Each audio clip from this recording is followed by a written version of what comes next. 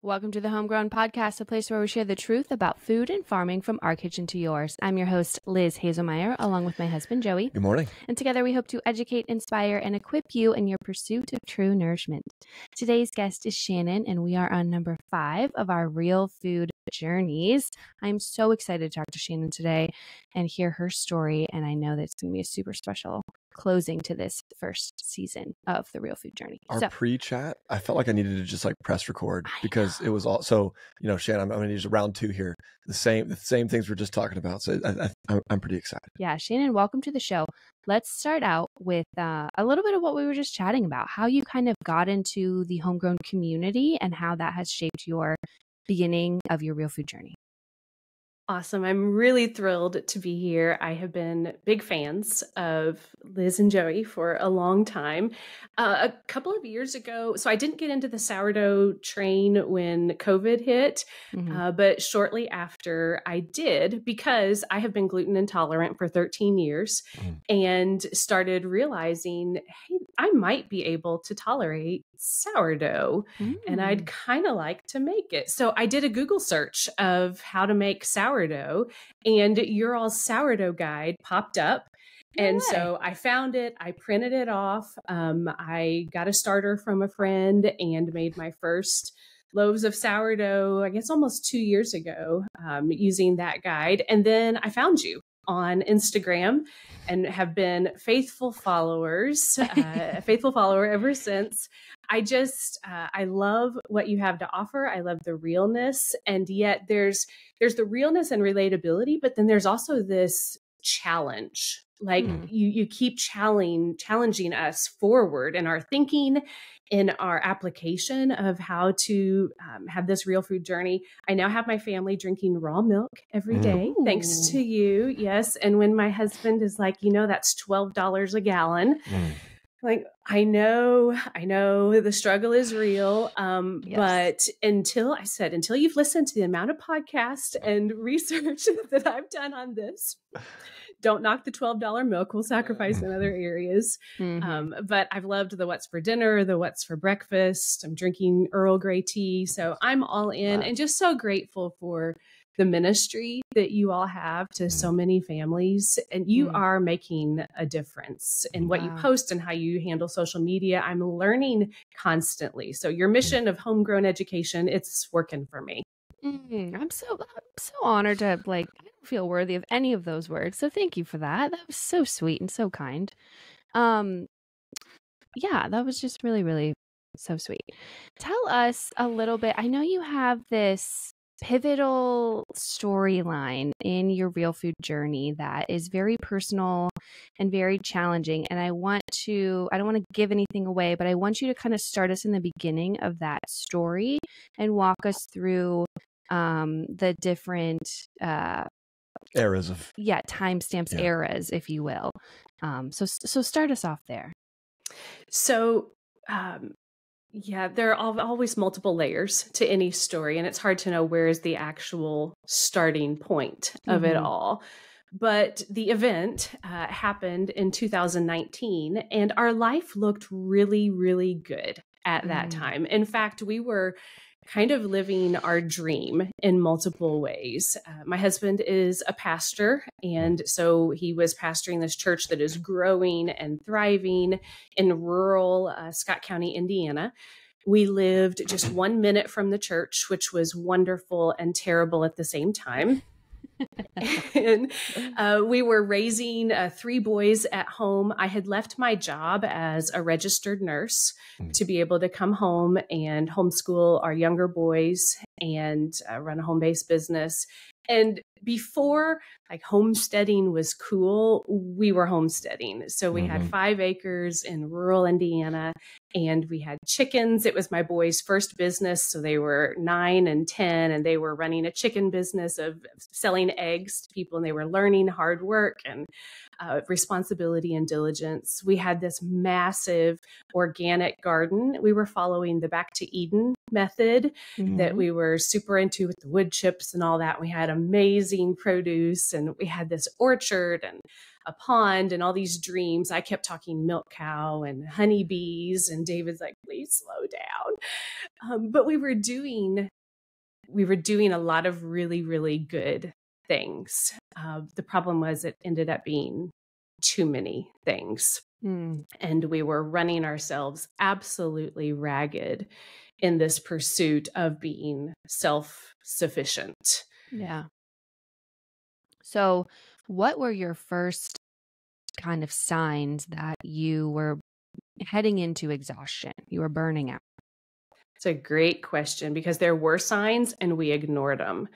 Some of the signs were, there was way more nitpicking with me and David. When your stress levels are higher and there's too much going on, it's just like you don't take the time or energy to give the other person the benefit of the doubt.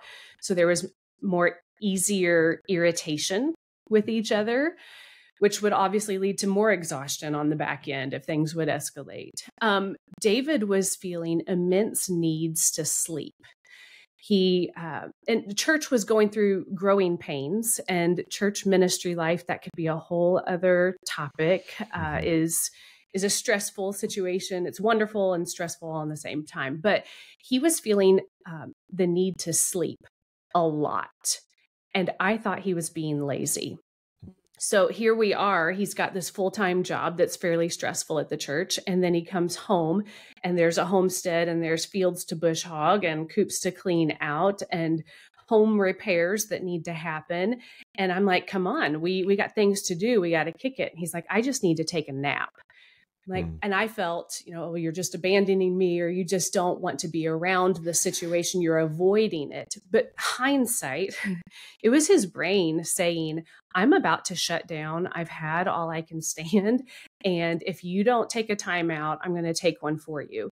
It was to the point where David would have episodes of chest pain.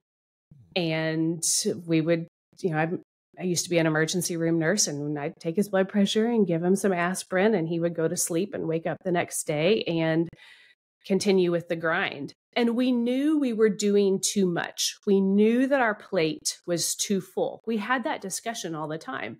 But what do you take off the plate? It all mattered, and it was all good. It was a pursuit of good, worthy things. Do you take homeschooling off? Do you take the homestead off? Do you leave the church? Do you run away from your home-based business? What do you do? And we never could take anything off of our plate. So we would recharge however we needed to, get back up and go do it again the next day. When you were in this time period, were you ever looking around at others and almost like looking for confirmation of like, okay, I'm doing the right thing, right? Like you say homesteading is good, and you say homeschooling is good, and you say ministry work is good. And like, what was your thought process there, and how were you kind of processing whether or not your current life work was worthy, Comparison is always at the helm. It's always part of our consciousness that we have to fight against. At that time, I had made my Instagram handle Carroll Family Homestead, and it is not that anymore. I have pivoted, but I was finding our identity in this kind of a life. And I had many people saying, please keep posting your live videos in your garden. Please keep teaching us how to do organic gardening. Please keep showing us all this. We need to hear this. This is great information. No one else is saying these things at this time. And there's a niche for you, and there's a meaning. So we got a lot of positive affirmation for what we were doing, which definitely fed that. Looking back, and now that we have completely changed our lifestyle and we said no to things that at one point we thought were impossible to say no to, you just get emotionally invested in what you're doing and even proud of what you're doing, which to a degree is a good thing. But we took it too far and didn't listen to warning signs. So what was the pivotal moment where you knew that things needed to change? We got a sign from God on April 28th of 2019. We had so it's garden season and spring season. We had just had Easter celebrations, which are also really demanding in a ministry family's life.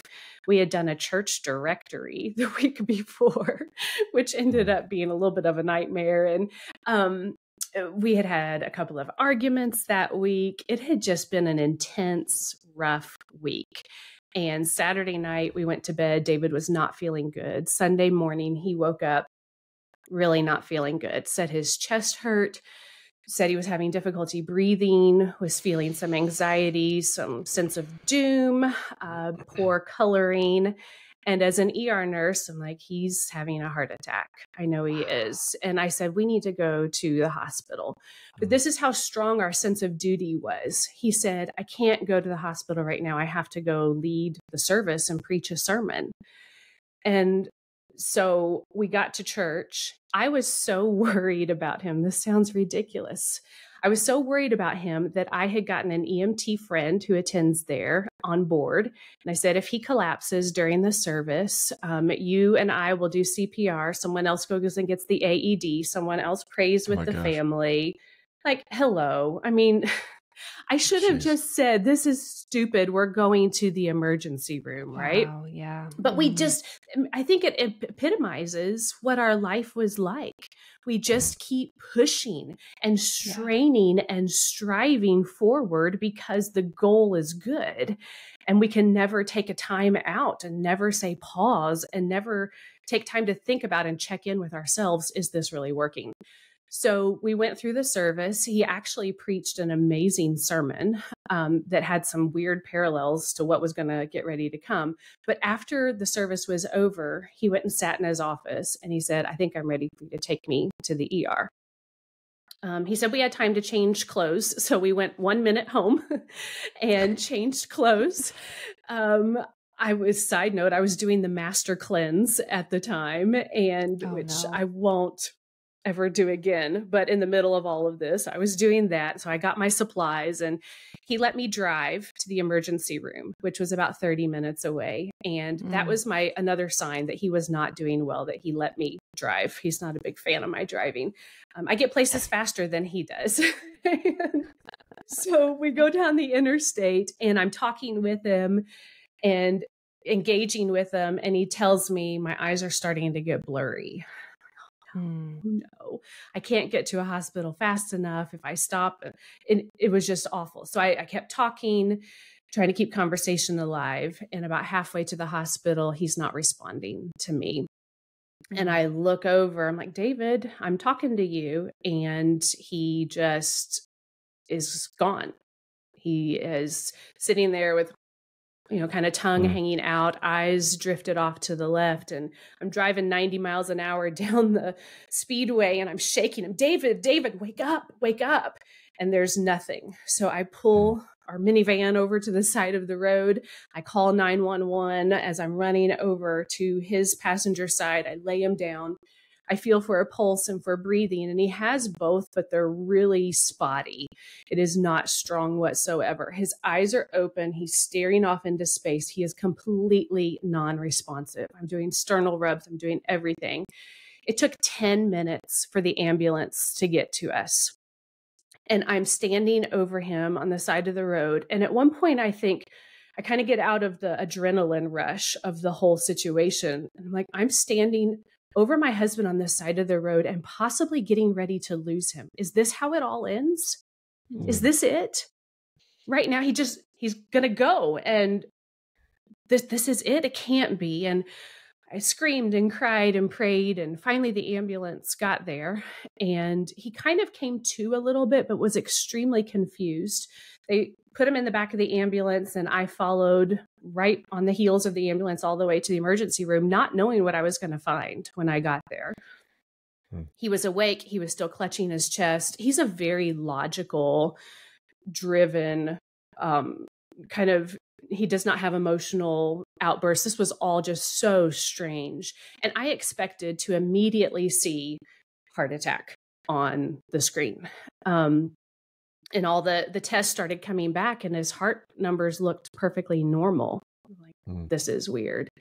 And then he started talking out of his head and got really paranoid, thought everybody was out to get him, was really concerned about the oxygen thing on his finger. And we talk about in our book some of the crazy things he said during that time. It was really bizarre. And so then they started checking out his head. Maybe he's had some type of stroke or something weird that's making him act like this. And the brain checked out fine. Nothing going on at all. We're so confused, didn't know what had happened on the side of the road. He took a nap in the emergency room when he finally settled down. And when he woke up, we realized that he had amnesia and he could not remember the last 8 to 13 years of our life. He thought that he still worked in that hospital doing IT work. He kept saying, I've got to get back to work. And I said, you don't work here anymore. And he said, yes, I do. So finally, I just agreed with him. And I was like, I talked to your boss here and they said you could have the day off. So just chill and you can get back to work tomorrow. I was holding my iPhone and texting friends and he's like, what is that? And I said, it's an iPhone. And he said, oh, that doesn't look like a BlackBerry. Oh my gosh. Oh. I said, do you remember the businessman, Donald Trump? And he goes, yeah, I remember him on TV. And he was like, yeah. I said, well, he's the president of the United States. He goes, get out of town. Like he could not believe. And I said, you're a pastor. I'm a pastor. Where am I a pastor? So we thought the amnesia was just the result of what happened on the side of the road. It was just this passing thing. They told us his memories would probably come back later that evening. They were going to keep us for observation. They kept us for 3 days, ran every test under the sun, could not find a single thing wrong with him. Multiple doctors, multiple specialties that said, we've never seen amnesia as a result of not having a trauma. You know, usually there's a head trauma or a car accident or something. Said most likely years, and here's the key phrase, years of cumulative stress shut his brain down. They said, go home, live your life. Your memories may come back in a day, a week, a month, or never. But best of luck to you. And we drove home and I took him to a home that he had, quote unquote, never seen before. Oh my goodness. Did you have to like show him where things were and like reintroduce him? Yes. What about your children? Did he have any recollection of them? He knew that he had children. He thought that the younger boys were 1 and 2 and still in car seats at the time. So that was a hard part of the hospital visit when they walk in to see him and they're 9 and 10 years old. Yeah. And he realizes there's a major part of my life that's missing, a gap that's gone. He said he looked in the mirror himself and thought, when did I get gray hair? And everyone looked older. He said I didn't look as old as the other people had looked. So, I'll take that as a win. Points for David. Yeah. But yeah, driving him home, he'd be like, oh, when was that building put in? And I don't remember that being there. And our home, I was introducing him to our home as if he was a stranger in it. He had to ask, what side of the bed do I sleep on? Which toothbrush is mine?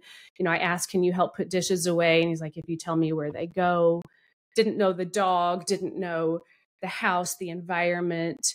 And it was very overwhelming for him and for me. For him, he's taking in new information with every second. We take for granted the layers of memories and what it does for us and the peace it gives us. So his brain would get really tired really fast. I was resident historian for him, having to fill him in on everything because he was like 10 years regressed in the past in a lot of ways. He was emotionally unattached to the things he couldn't remember, which was a fascinating study that our memories are tied to our emotions. A quick example of that is I was taking him on a tour of the house and he said, hey, your water heater is leaking. You need to call your plumber. And I was like, well, that's our water heater and our plumber's number is in your phone. But he didn't have memories of it. It wasn't his. There was this emotional unattachment.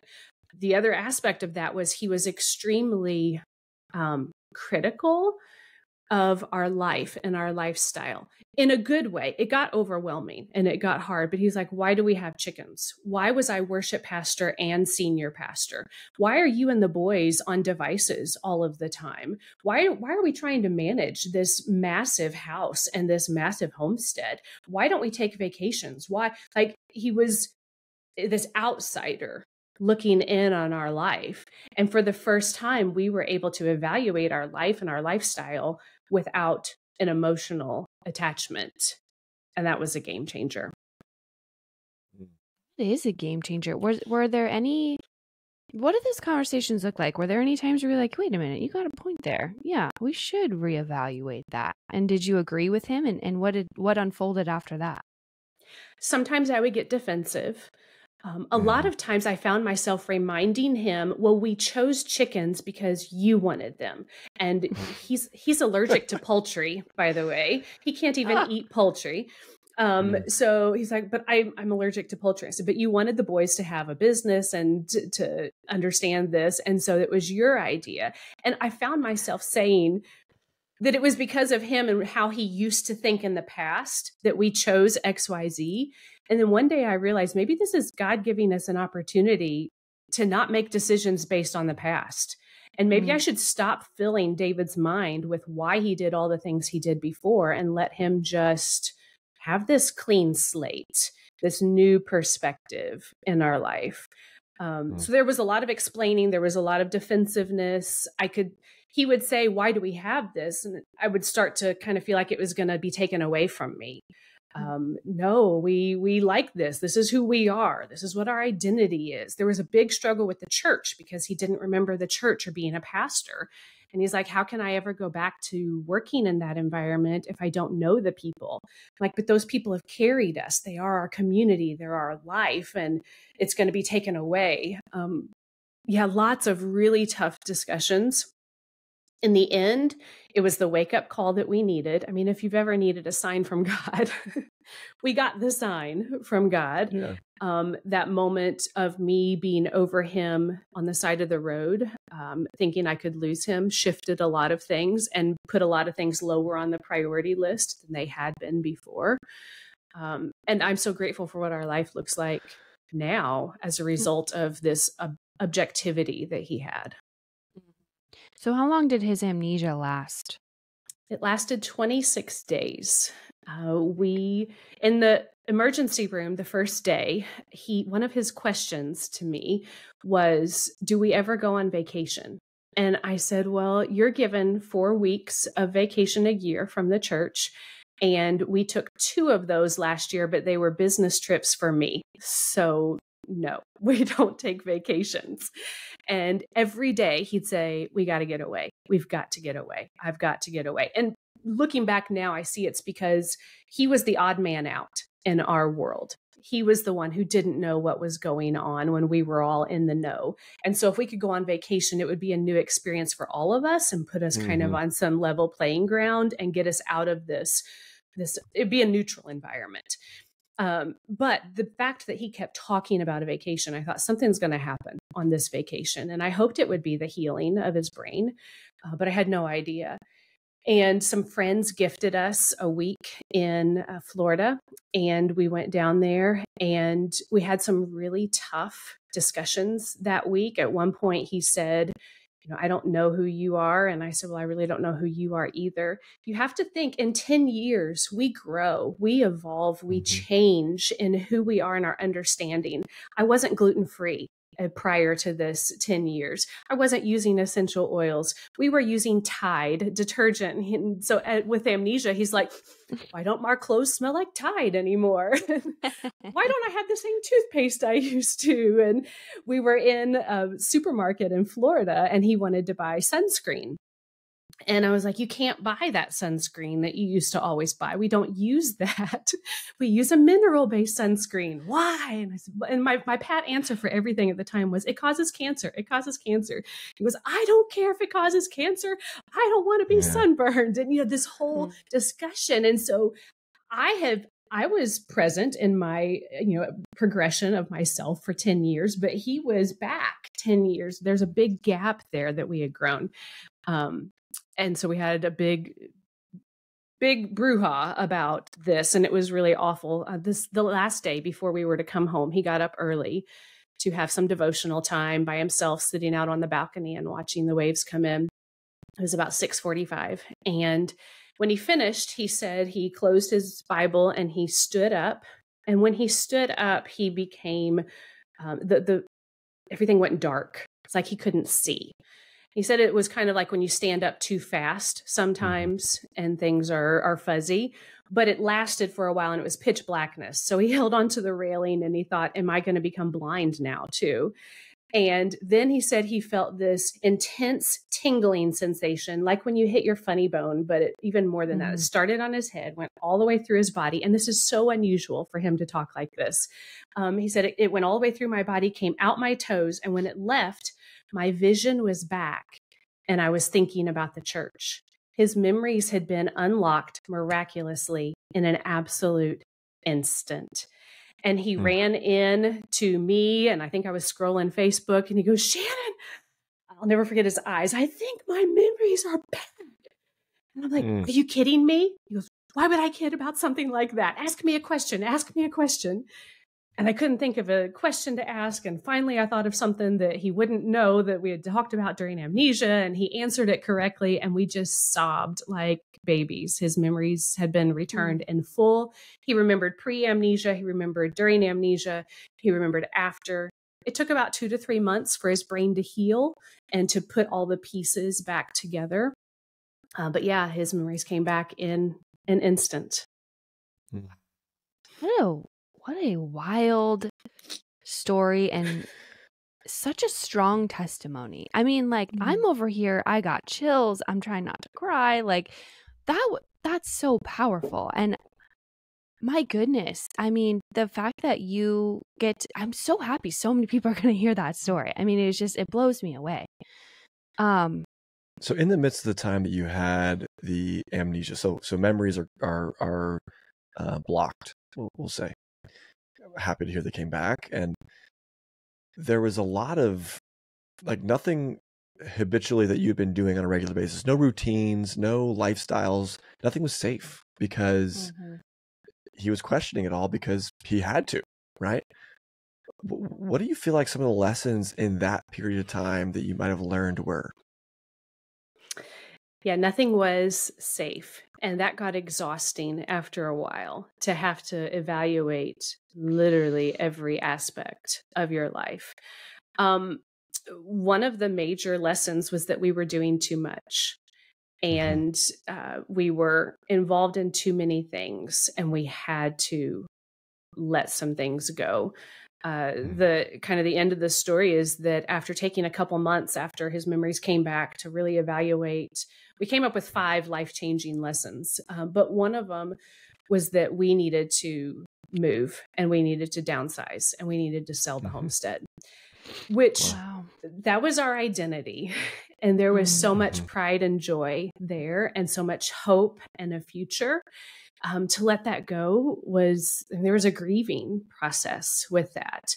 But we realized it doesn't matter as much as having a healthy, safe, thriving family does, and keeping our stress levels in check, listening to our stress levels, that has got to take priority. And we had never put ourselves first, never put our sanity and our peace first. So we downsized, we downsized another 2,000 square feet in our home. We went from 5 acres to 3/10 of an acre and an HOA that the boys could mow in 30 minutes and didn't need much maintenance. And we entered this phase that we're still in now of just healing and rest. And he can come home from the church at the end of the day and there's not a project waiting.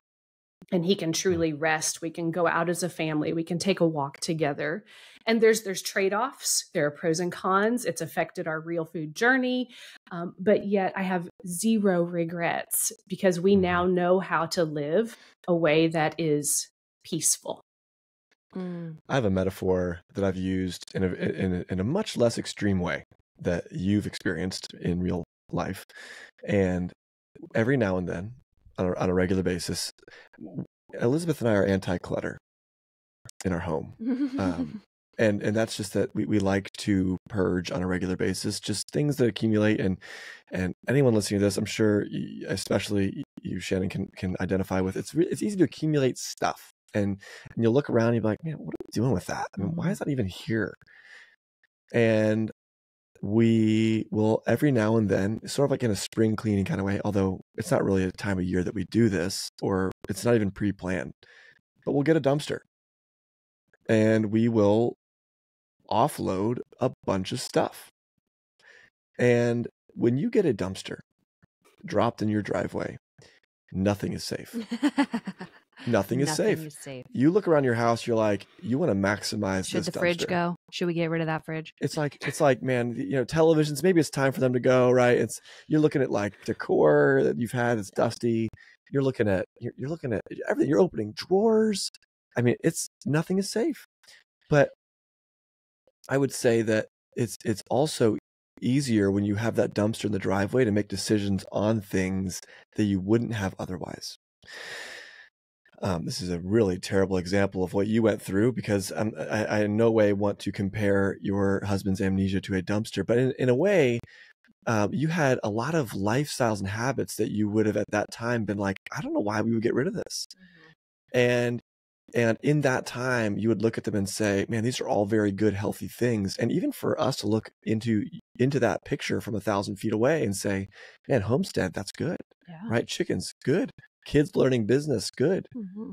But, you post kind of amnesia or post dumpster, you're looking at like, man, I am so thankful that we made some lifestyle changes, that we offloaded some stuff, right? And simplified our life in a way that helps us pursue what truly matters, and to keep us, searching after or striving after something that's healthy and promoting a good lifestyle. And we've talked on here a number of times this idea of finding your identity in things that are really going to become painful.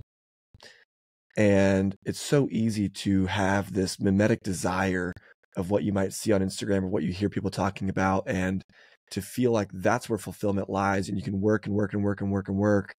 But man, you never find that peace. You never find that joy. You never find that rhythm, that routine.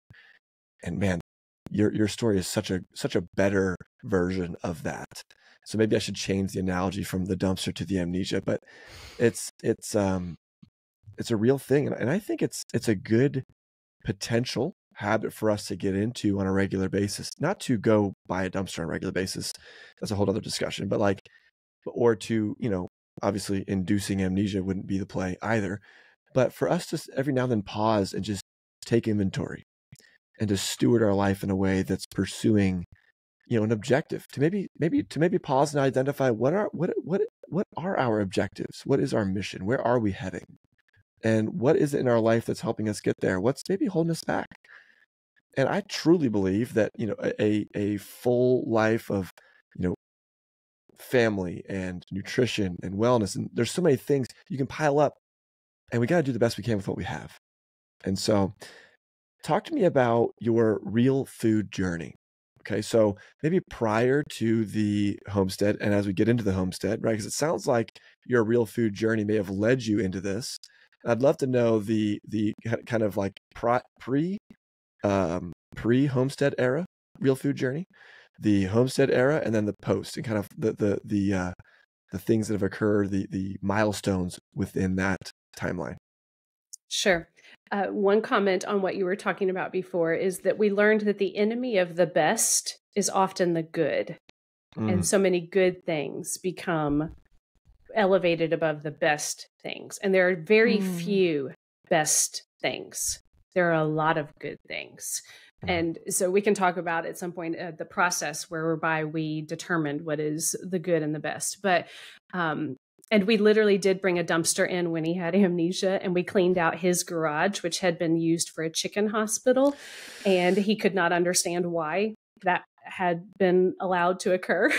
And we got rid of a ton of stuff. And he still jokes to this day that I threw out everything because he was like, what is this for? And I was like, I don't know. I don't think we need it anymore. And he just had an opportunity to pitch it all. Okay. You were asking about, remind me. So real food journey timeline, Real food journey, kind of yes. pre during and post maybe Homestead? Thank you. So pre-Homestead, I had started a gluten-free journey years and years and years ago before it was a fad or popular. My boys were super little at the time and they were into goldfish crackers. So I literally remember going to Amazon or someplace and getting a cookie cutter that was in the shape of a goldfish and rolling out gluten-free cheese stuff to make and bake goldfish crackers for them so that they could be gluten-free. We started that for several health concerns that we all had for about 30 days, and we saw some improvement. And so we continued.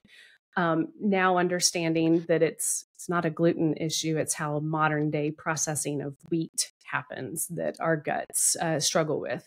But that was my first introduction when our boys were really little, like 1 and 2, of food matters. What I'm putting into my mouth matters. You know, I am a registered nurse. My dad is a doctor. My mom is a nurse.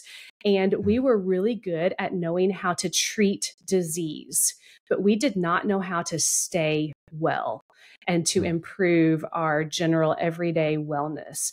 And so I had to go on this own path.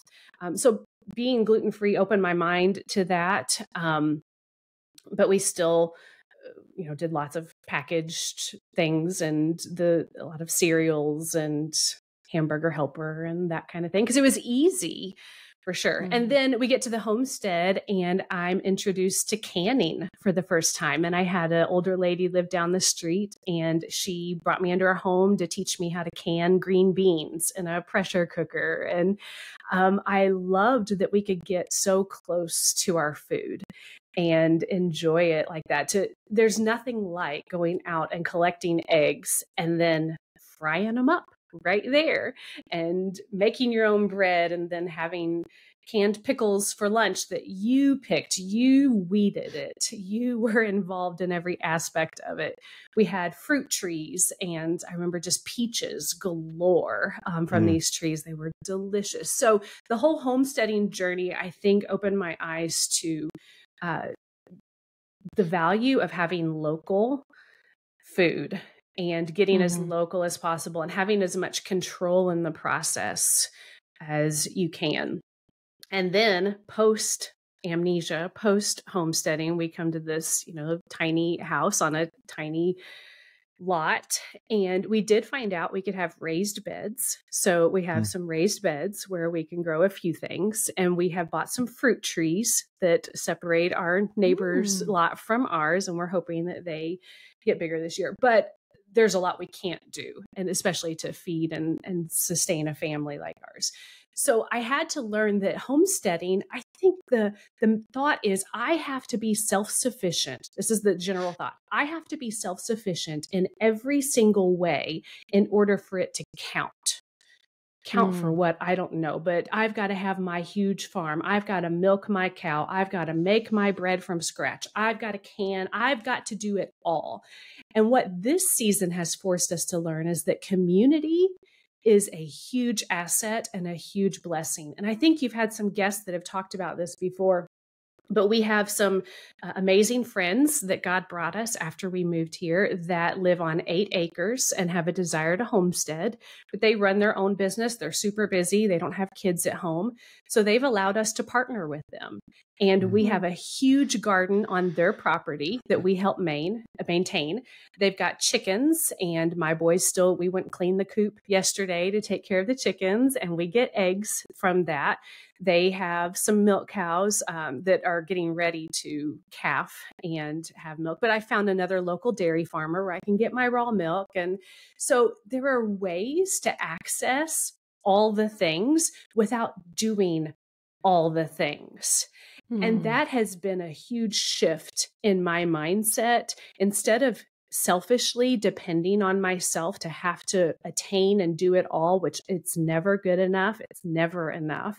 I now have resources all around me. We get a local cow processed for beef. We get a local pig processed for our freezer.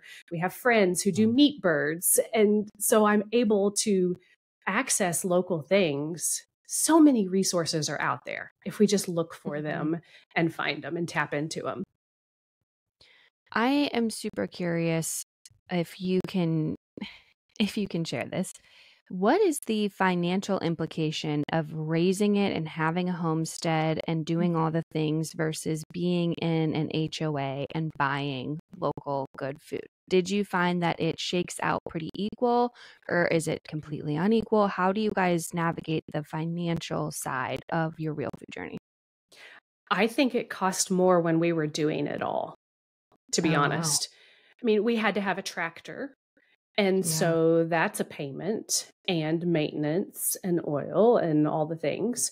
And maintaining the land with all the tools and everything in the barn that you need to do it and fixing it yourself. Yeah, I think it was incredibly expensive and a big financial drain that we discovered from that.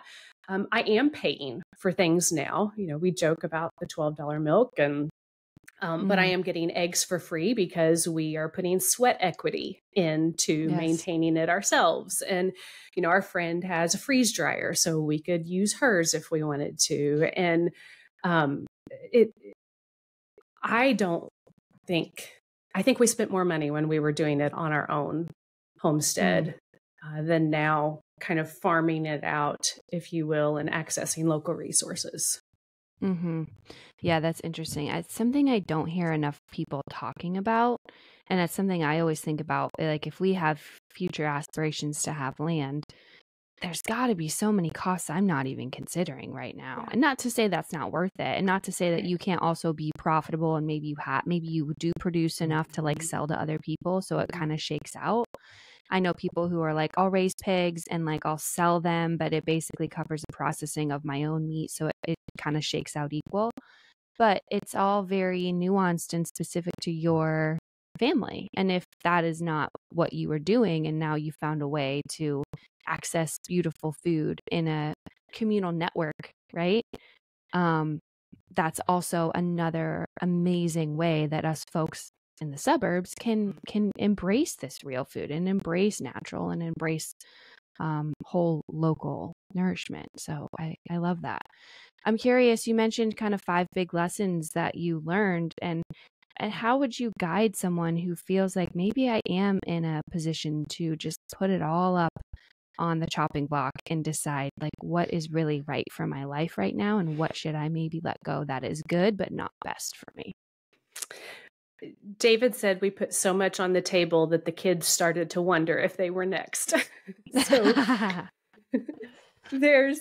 you have to be motivated to do it. And for so many months, years, we had the warning signs. We had outsiders telling us, you're doing too much. You're wearing yourselves thin. And that's a lesson we learned is listen to the outside voices. They're not always accurate and they're not involved in our family and our marriage. But if enough people are saying it, maybe we should at least pay attention to it. So we did have outsiders saying it.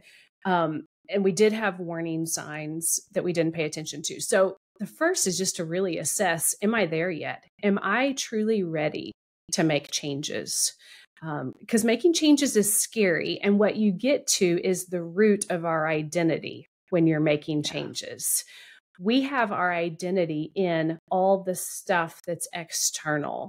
And so to think about taking any of that away causes a panic attack and causes almost an identity crisis. You know, I couldn't give up Carroll Family Homestead Instagram influencer because that was my identity. How dare you take that away? This is a good thing that I'm doing. And if you take that away, who am I? Our identity can become in being self-sufficient or homesteaders or sourdough bakers or whatever. So first step is really determine who is my identity in. And for us, for me and my husband and our family, it needs to be in Christ. And because of him, because of Christ, I'm enough. I don't have to prove anything to anyone. I don't have to accomplish XYZ in order to get God's favor.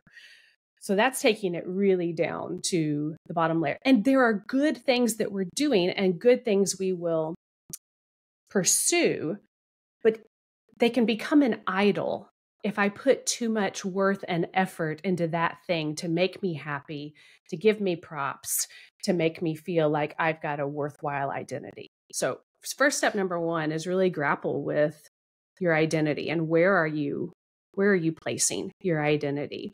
And then 2, am I really ready to change? Because we can say the words all day long, but this is a tough process. And, Jesus said to a man, do you really want to be well? Do you wish to get well?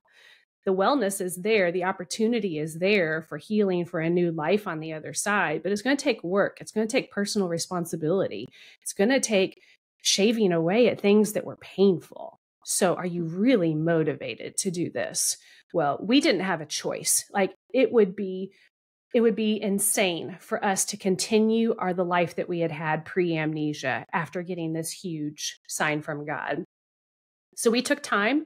The church gave us a couple of months off after amnesia, which was really grateful. We were really grateful for that. And David could kind of piece all the pieces back together and let his brain heal. But we did, it's really technologically savvy. You're going to love this. We got a stack of Post-it notes. And we put the Post-it notes on our dining room table, and we listed every single responsibility we had, from big to small. It could be income producing, it could be hobbies, it could be responsibilities at home, whatever. Everything got a sticky note on the table. And then we would just kind of pause and look over that and take it all in. When you actually write it all down and put it in front of you, you see how much for a lot of us that we're trying to tackle. And let me pause and say there are seasons where we do have to hustle, and seasons where we are going to be grinding it out and making some things happen. We never let that season end. We just continued on and kept pursuing this, whatever, that never materialized. So we put it on the table, and then we would just start talking over each thing. Is this a true calling in our lives in this season? Or was this a calling in our life maybe 5 years ago and we've just carried it over, but it really doesn't, we're not in the same place. We're seasonal creatures, and I believe God works in our lives in seasons. And when we get into trouble where something that we did when we were 20 that we were called to do, well, we're, now 35 or 40 and we're still doing the same thing, but we're in a different season. So asking questions about each one of the things, asking for outside input, praying over it, determining what's good and what's best, and then thinking about how do I feel if I take that sticky note away and I put it over here in the good column, but not the best? Do I feel relief? And this process takes sometimes days or weeks of just kind of sitting with the sticky notes on the table, if you will, and really evaluating. It's kind of the dump truck philosophy that you were talking about, Joey, of taking inventory. And we have a very strong feel of the pulse of stress in our family and our life now. And when we start to feel like we are getting too stressed, we do this exercise. That's so good. A lot of people would say, sorry. Oh, go ahead. Man, you just need, like, you're hustling, you're running. There's this like culture of just need a vacation. Yeah. And that's true. Man, I would say vacations are great, but when you go on vacation, at least when I go on vacation, I don't want to put this on anybody else. It's not like those sticky notes go away, right? I'm on that vacation knowing I have all that stuff on my plate, and I don't believe the solution to inevitable burnout is ever regular vacation time. And I think burnout is real. I also think it's possible. Okay, it's possible. It gets the term burnout gets utilized or used or thrown around a little bit flippantly, depending on the place in life that you are. And because of that, there's oftentimes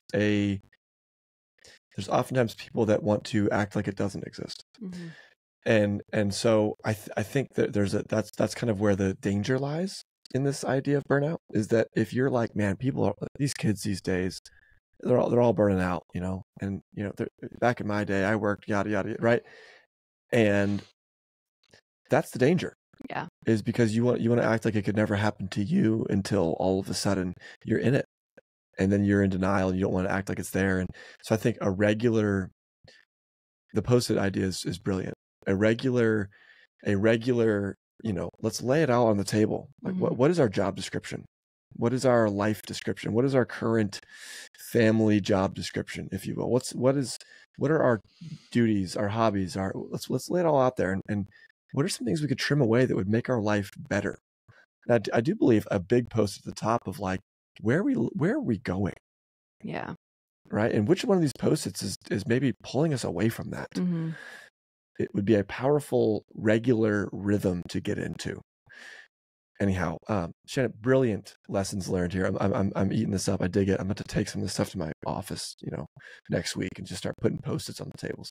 I feel like we're gonna have a family meeting after this, and we're gonna be putting some post-its on the table. Okay. So good. So I'm just saying right now, some things are leaving the good, and we're ditching them. I love it. For what's so next. good. Our hope, and one of the reasons we wrote the book, is to help you find like the freedom that we found post amnesia without having to lose your own minds in the process. So wink, wink, nod, nod to that. Look at that tagline. Yes, but one thing that you can try to dip your feet in the water to see if you're ready for this whole kind of life overhaul. This is going to sound really silly. Is see how much you prioritize sleep. And we did not prioritize sleep as we should have before. Mm-hmm. And there's always too much to do that you don't have time to sleep. But the brain resets itself while you sleep, which makes sense when we stop to think about it. I just never thought about my brain health before, but I'm taking in so much information through the day. It has to have a time to press pause, to process it all, put it in the boxes where it belongs, and get you freed up to have a clean slate for the next day. And so we started, this was really hard for me. I'm a to-do list person. I want to check things off every list. David says my lists have lists, and I just love that lifestyle. So for me to be able to turn my to-do list over and take a nap or go to bed early is even better, or be able to step away from it. That's one of the first steps probably in starting to disengage ourselves from being so emotionally attached to all the things is, can I prioritize myself, my sanity, go to bed earlier, get enough hours of sleep? We need more hours than we think we need. It's really a healing experience. It then positions you to make better decisions about life. I love that. I recently saw some stuff going around that like women specifically need like 8 to 10 plus hours a night, and that men can operate on like the 8 hour or maybe sometimes a little less. And so I've been thinking about that as like, I want to go to bed the same time Joey goes to bed, and I want to wake up the same time, because like, those are the marginal hours we have without our kids. Maybe it's 30 minutes before a child comes down the stairs. Not even sometimes. I want waffles. Yeah, and we're just like, no, you don't start your day with waffles. Why do you keep asking us for waffles? No. So anyways, this morning. I know. This very morning. It's like he doesn't know whose house she lives in. Just for waffles. I know. It's just crazy. Sorry. We gave her a milkshake and some bacon instead. But anyways, it's delusional. I think one of the things that you're getting at is if you can prioritize sleep, it's like the Sabbath, right? It's like saying, I don't have to hustle every hour, minute, second of my day, and I trust the Lord to take care of me. And Joey sometimes used to say when we would do like our Sabbath dinners, he'd be like, God's taking the night shift, like God's taking Saturday, because we're not working on anything. I'm not going to ship a book. I'm not going to be on Instagram. I'm not going to answer an email. I'm not going to, do anything that feels like I'm having to push the ball forward. I'm just going to rest and be with my family and do meaningful, things that do turn on like a different switch in my brain, perhaps, that could be restful. And it's like, I love how you're encouraging people to start with the very, very basics of sleep, because that's your everyday surrendering to your biological need. It's your everyday surrendering to, I don't have all the answers. I can't just grind it out until I die. And if you are not willing to say, I will put in the effort to get my at least 8 hours or more, then yeah, you probably shouldn't be like, hey, I'm not sleeping, but I should take off homeschool because that's not serving me well. No. Start with the rest. Start with telling yourself and showing yourself and your family that you need to sleep. Mm-hmm. And then maybe, also look at it like, oh, well, are you willing to nourish yourself? Are you willing to eat foods that are going to keep you running? Because sometimes I hear like, I'm just hustling, but like, and they're not even eating enough calories. They're not eating enough protein or fat or carb. They're not eating whatever, so these like very rudimentary levels of how God designed us to have to take care of our bodies really do come into play if you want to be a high performing adult. And I think we have this misconception of like, to be high performing means it has to look a certain way. You have to DIY everything. You have to have the homestead. You have to have 8 kids. That's something I feel so insecure about, is the number of kids we have. I don't know why. It's just, I'm so hung up on it. I feel like we have to have 5 kids and we have to like, or more, it's just like we have these ideas of like performance and goals, and you're not really chasing after life unless you're stretching yourself thin in these areas. And that, even hearing your story today, has had me thinking through some of the beliefs that I didn't even know I picked up. I didn't even know I picked them up, but I have them, and I'm holding on to something good when maybe I should be pursuing something better. So I don't even have a follow-up question to that. I just think it's so good. I have a little sleep testimony that even just talking about this right now, I'm feeling convicted. I need to text some of I'm in some like business mastermind groups, and we get together and talk about kind of like best practices. And for years, I've been a guy that wakes up early, and I operate pretty well, past tense on this, on 5 hours of sleep, and I'm good to go, right? And man, lately that has just not been my story. And I sleep way more now than I used to. And if I look back on my life changes from the amount of sleep I used to get to the sleep that I get now, it was I had a small business that I would run, and I'd come home, and my wife and I would have dinner, and it was a pretty normal kind of schedule. And now with us kind of being involved in almost like 3 companies and homeschooling, and it's, just for everyone out there, like the more tasks and mental things that I've picked up in my life, the more I've slept. And I will say I'm lucky that I just have the ability to get that sleep, and I don't currently have barriers in my way preventing me from sleeping.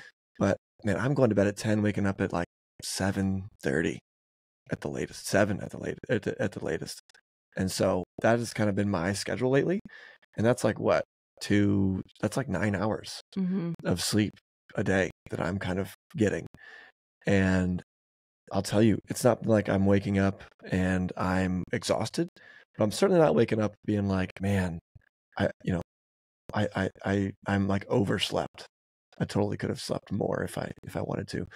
But anyhow, I just think that's an interesting thought there, is that my body has naturally been craving more sleep for sure lately. So it's interesting. Well, and you brought up a point of the sleep and the different needs in each season. And there are different seasons, and that we need to be more aware of the seasonal and cyclical nature of our body and how we sleep in that. Just an interesting perspective I'll float out there on sleep that I recently learned that has been fun to think about. I won't say that it's gospel truth, but it might be fun to think about. We tend to think that when we're sleeping, that's the end of the day, kind of our reward for hard work all day long, that we finally get to turn it all off, lay our head on the pillow and sleep. Well, if you think about it in terms of biblical perspectives, like creation, it said it was evening and then morning the first day. You think about the Sabbath, it starts in the evening.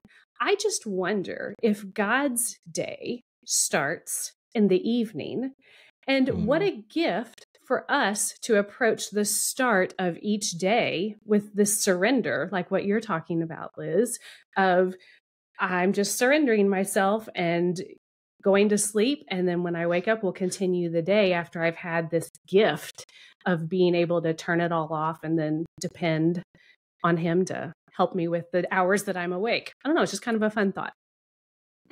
I love that. And then when you go to bed, you're like, I'm closing the day today and I'm going into the next, and I'm going to go in starting off with doing nothing, right? It seems so, and then you have all these people who are like, what's your morning routine? And it's so not that I'm knocking anyone with a morning routine, but like it's so focused on your own individual effort and all the ways that you can set yourself up to be a boss babe or to be a XYZ thing. And it's like, talk about countercultural perspective. No, we're starting our day when we're literally sleeping.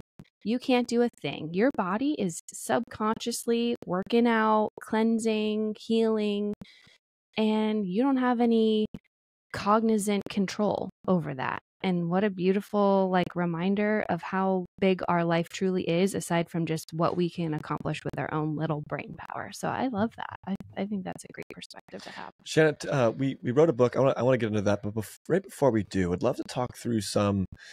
There's gonna be a lot of people listening to this that are craving. They are currently hooked, and they want to buy the property. They want to have the homestead, and yes. I don't get the sense that we're telling them, hey, beware, don't do that. However, I would like to talk through. In the meantime, if there's probably people listening to this right now, they're like, I don't care what you say, I'm buying property. But what are some of the practical ways you have found in the, let's call it suburbs, to pursue a real food journey, a nourished life? Some of the practical tips that you've learned along the way for those that maybe aren't there yet, they can kind of bridge the gap, and those that maybe will never have a homestead. Like, what are some of those practical tips you've learned?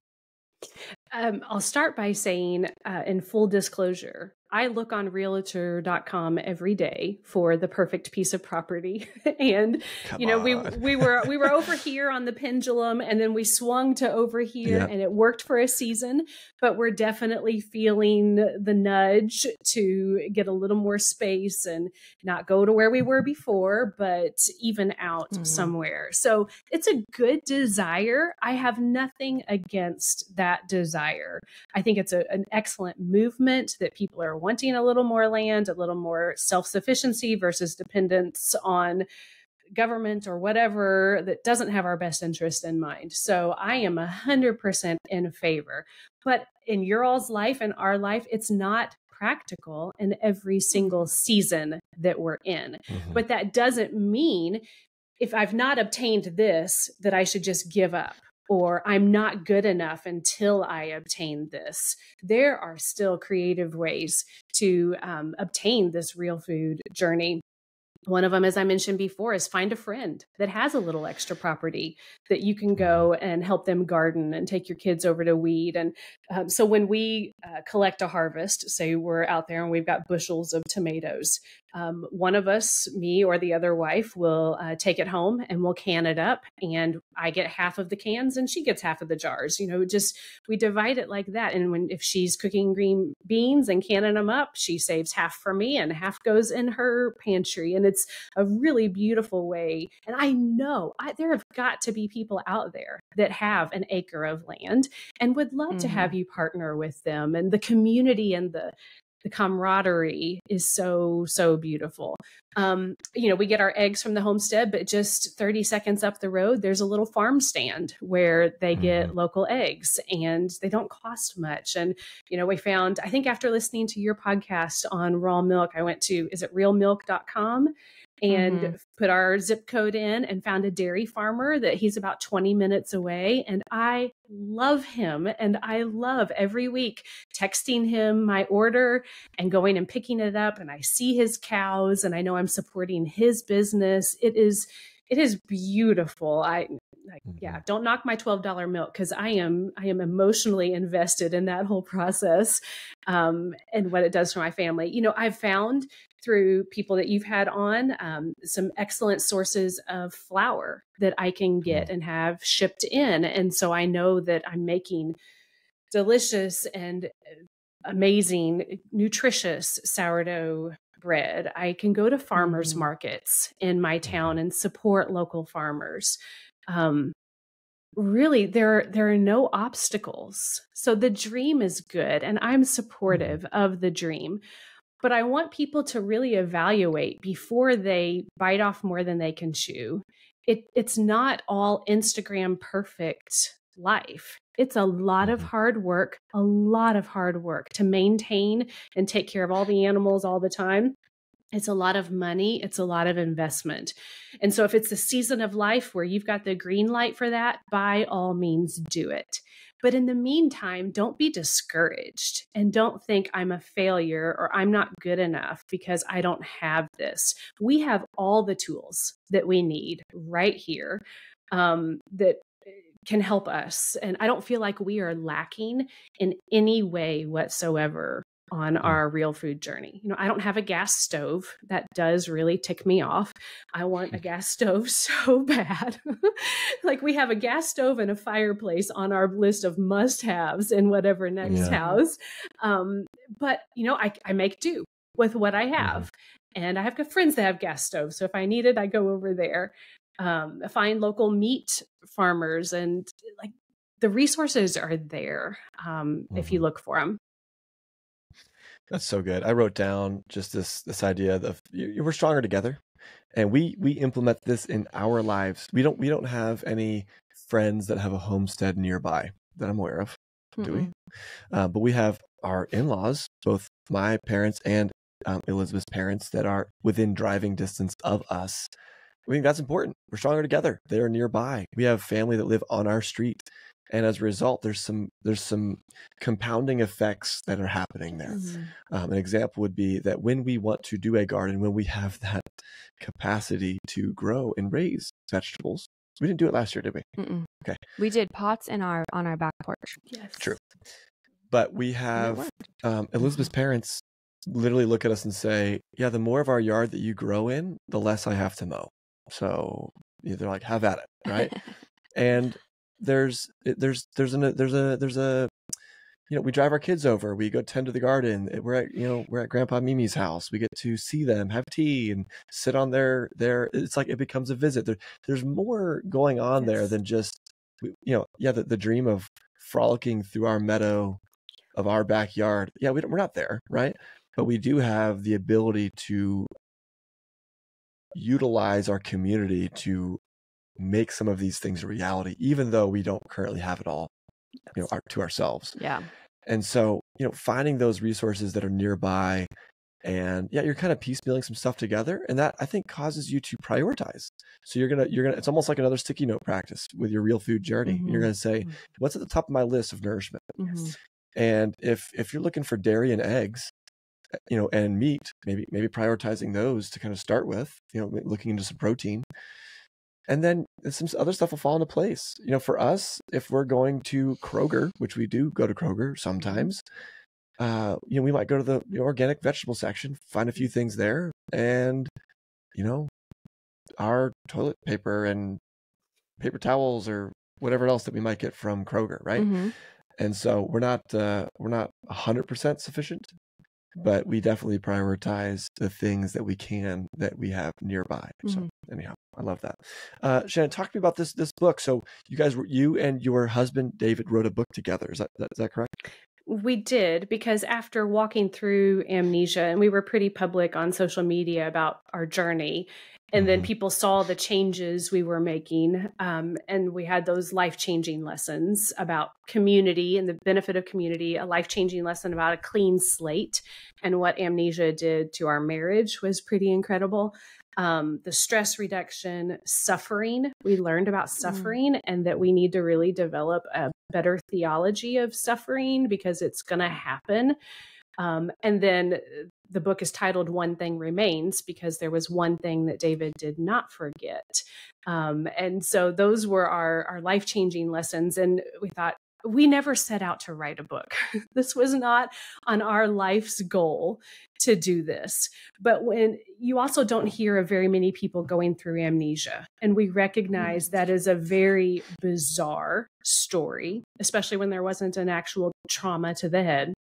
So it's a bizarre story that obviously could have a big impact, and we were not meant to keep it to ourselves. So my husband is a pretty private person, but he said through all of this, if it helps another person, please share it. So we wrote a book about it. And the first half is the story of what life with amnesia is like.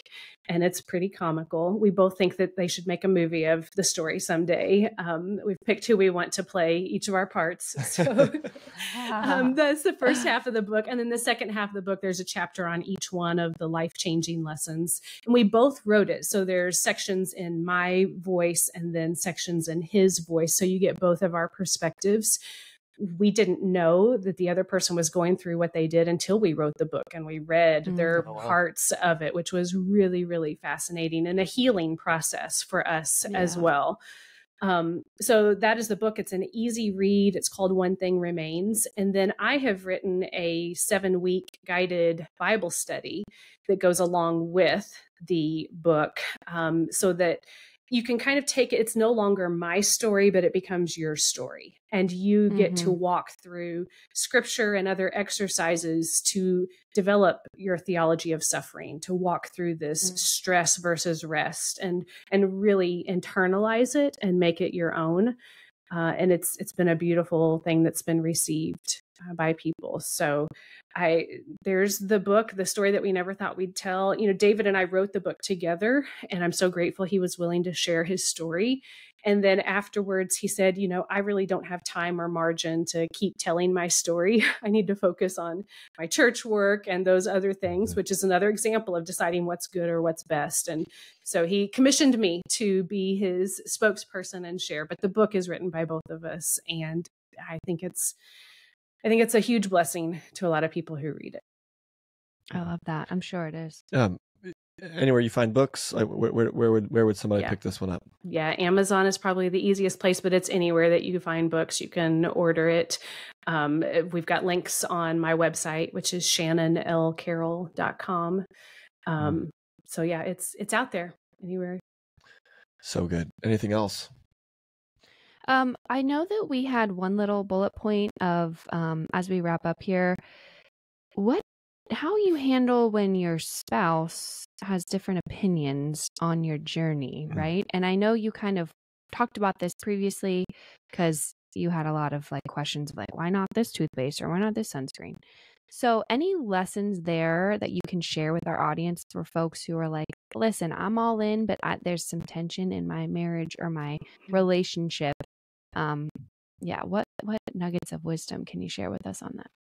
It's been a really big one for me because, again, I found my identity in being a real food mama and having a completely chemical-free home. And at one point pre-amnesia, except for a bottle of Drano or something, I had no other chemicals in my home, and I had literally replaced everything and was so proud of that. And David was on board. There used to be an app. It later got bought out by Procter & Gamble, I think, but it was called Think Dirty. And you could scan each item and it would tell you its rating and its score. And I remember he would go around and be like, whoa, this is terrible. Let's pitch it.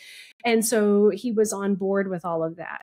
And then during amnesia, it was way too much for him to take in. And our lifestyle looked way different. I was now this crunchy mama where he said it was hard for him because what he remembered was when we would used to take midnight Krispy Kreme runs. And that was fun to go and get Krispy Kreme donuts. And now his wife is gluten-free, and his clothes used to smell a certain way, and now they don't. And he really disconnected with that. And it was a big struggle for him during all of it.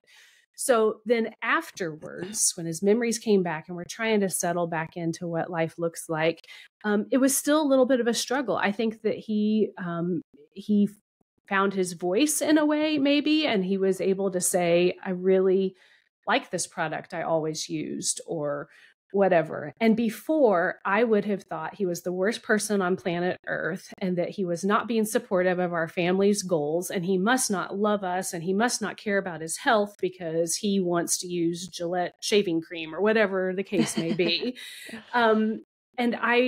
But post amnesia, I realized that I can't pick every battle. And when I was standing over him on the side of the road, thinking that I was about to lose him, things shifted, and some things don't matter as much as they used to. Ultimately, it's his life, And so we are not changing our laundry detergent. If he doesn't like it, he can go to a laundromat. But I'm not, this is in the sand. I cannot change our laundry detergent. It needs to be natural for XYZ reasons. But if he wants to use a different toothpaste, get your own toothpaste, dude. It's your life. It's your health.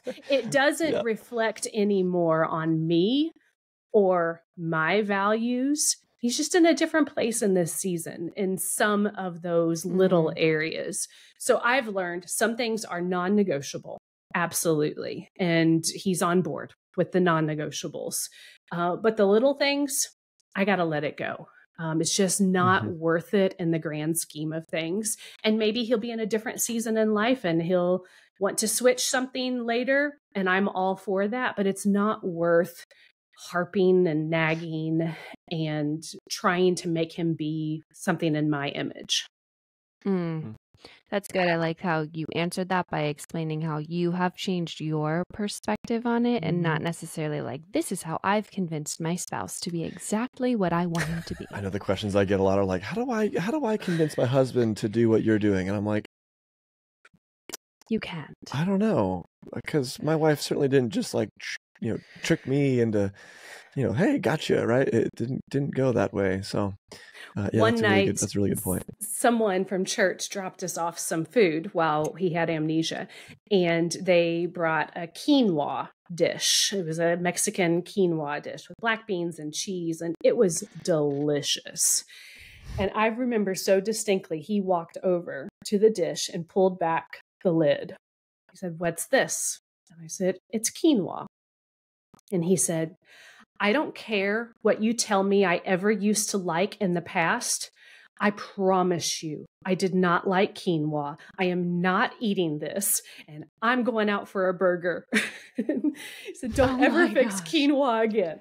And it was, I don't know, it was just one of those moments where I was like, quinoa, that's a good thing. We should be eating it. And he's like, "Don't tell me what I used to like or not like anymore." It's his line in the sand. I'm not doing quinoa. So you know what? I don't fix quinoa, and that's okay. Life goes on. And we've got to allow each other the space to come to our own conclusions. And yes, I can educate him like I did on the raw milk. And he understands the value of local food, and he is completely supportive of spending money on nicer flour. And, but yeah, some things you just got to let go, and it's okay. Yeah. I think quinoa is an appropriate let go. If I'm honest, I'm down for that. Favorite. Quinoa, it's not my favorite. It's just like a sad couscous. It's a sadder rice. I mean, I'd rather have white rice. I don't know. Not dogging on the person that made the nice quinoa. They were probably trying to be really like, ooh. Bless their heart, and it probably was delicious. And I can eat quinoa, and I do kind of enjoy quinoa. But if someone told me you're never having quinoa again, yeah, you'd be fine. Yeah. I'd take a burger, actually. Yeah, that burger sounds pretty good. Yeah. Too, well, this has been such a wonderful time with you, Shannon. Thank you for sharing everything so vulnerably with us and telling your experience and your story. And I hope everyone runs to grab those books, because I know I'm going to dive into that 7-week study. I already know that it's going to flesh out some things for me. So I love that. Anything else that we didn't cover? Man, this has been great. Yeah, I loved it. Yeah, Shannon, anything that we didn't ask or things you wanted to share that maybe we didn't get to? I'm just so grateful and honored to have time with you. So thank you for this series, and thank you for opening it up to hear from your audience. I have the utmost respect for you all and the work that you're doing, the ministry that you're doing. And thanks for helping me feel safe to share the vulnerable story. And there's so many other nuances of amnesia, and we cover some of those in the book. I just pray that it makes a difference and is inspiring. I hope that it takes the pressure off some people to just enjoy the journey of being on this real food journey. Like, the end goal is not the goal.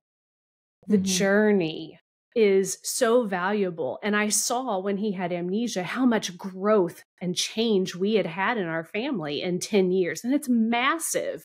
And it's because of just the baby steps here and there. Right now I've got a baby step of wanting to learn how to do fermenting. And I bought a cabbage from Aldi, and it's still sitting in my fridge, and I need to just take that step and learn fermenting. But I'm not beating myself up over the fact that I don't know how to ferment yet. I've listened to your Mm-hmm. podcast. I've got the tools I need. I just need to do it. And so there's Mm-hmm. grace for the journey, and the baby steps are important, not just the huge, big goals in the end of it. Yeah. One other just little plug is I've started a Christian women retreat ministry called Broken and Beautiful Retreats. And I've co-founded it with a dear friend of mine, and just allowing women permission to step away and pause and reflect and get filled back up is so important. And there are books coming and all kinds of fun, exciting things in time. Wow. So God is good. The seasons of life are good, and not having to live a stress-packed rat race of a life is possible and a true gift. That's beautiful. Do you have a retreat coming up in 2024? Yes, we have 4 or 5 more scheduled right now. Oh, wow. And yeah, they're all in the Southern Indiana, Kentucky area. Yeah. Is there a place that folks can go if they want to learn more about that? Sure. It's called brokenandbeautifulretreats.com. Awesome. Thank you. I'm so glad you shared that last resource with Yeah, us. so cool. Shannon, thank you so much for coming on. And looking forward to hearing more from you and seeing you around in the future. But I think that's it for me, right? Yeah. Have an awesome day.